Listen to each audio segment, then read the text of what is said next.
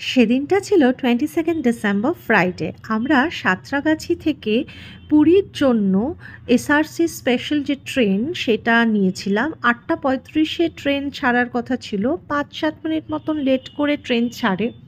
সকাল 4:30 পরের দিন আমাদের পৌঁছানোর কথা পুরীতে, কিন্তু আমরা খুর্দা রোডই ছাড়ালাম তখন 4টে, সোয়া 4টে বাজে। তো আমাদের পুরী স্টেশন পৌঁছতে পৌঁছতে প্রায় 6:30 হয়ে গেছিলো। তো ট্রেন 2 ঘন্টা মতন লেট ছিল। যাই হোক, ফাইনালি চলে এসেছে আমাদের সকলের প্রিয় সেই পুরী স্টেশন। দেখলেই মন ভালো হয়ে যায়।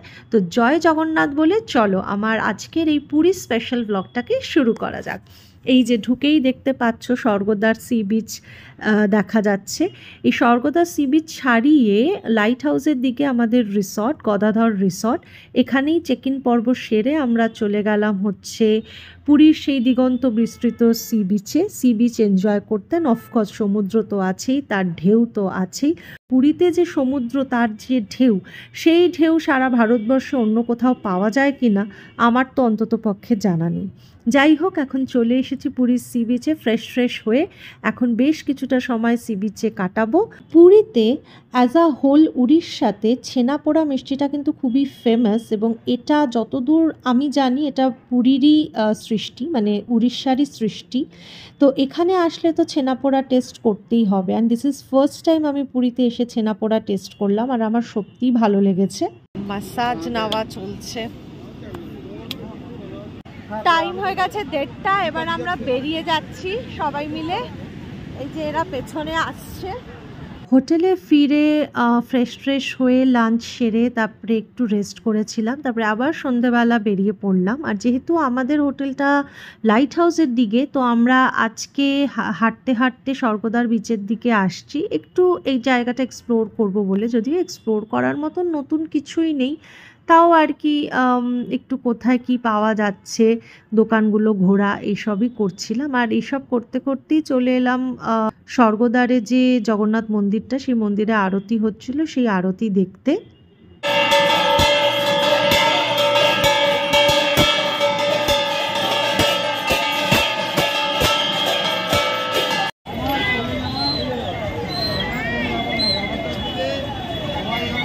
এই জায়গাগুলো দেখলেই একটা অন্যরকম ফিল হয়, কারণ এই মার্কেটগুলো খুব ফেমাস। এইখানে এসেছি বহুবার শাড়ি, সালোয়ার স্যুটের পিস, এসব নানান রকম জিনিস কিনতে।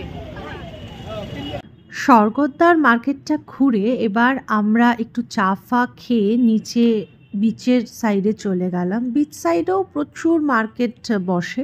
তো প্রথমে আমরা একটু সবাই এক জায়গায় বসে গল্প টল্প করছিলাম, তারপরে মেয়েরা আমরা চলে গেলাম নানান রকম জিনিস যেগুলো বিক্রি হচ্ছে সি বিচ মার্কেটে সেগুলো দেখতে। এগুলো কিরকম দাম? এইটা এই যে এইটা 120। কি সুন্দর সুন্দর জিনিস বিক্রি হচ্ছে দেখো স্বর্গদ্বার সি বিচ মার্কেটে।